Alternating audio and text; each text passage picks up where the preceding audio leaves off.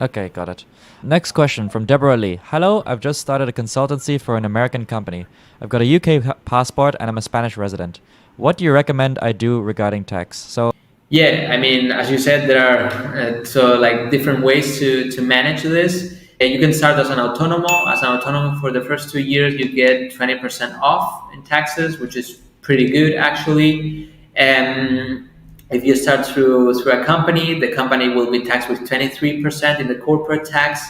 And here we need to take into consideration if you are going to start a business, specifically, for example, consultancy business, and you do not have any people and you neither have any employees. materials or any Okay. place to be, all right, then in these cases you are obliged to get all of the money out of the company, at least for tax purposes, and taxes in your income tax declaration. Mhm. Why? Because in the past there were many people who were earning a lot of money, let's say 400,000 euros a year, and they were, let's say, a lawyer or an engineer or a consultant or something like that, and they just created a company. The company was taxed with 23%, and they just took out maybe 70,000 euros to live, and they just let all the money in the company because it was only taxed with 23%. They did not need this money.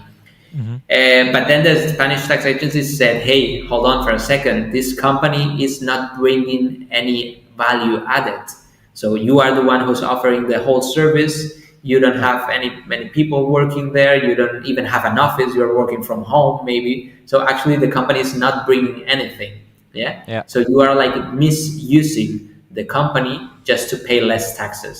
So in the end, it doesn't matter if you create a company or if you work as an autonomo.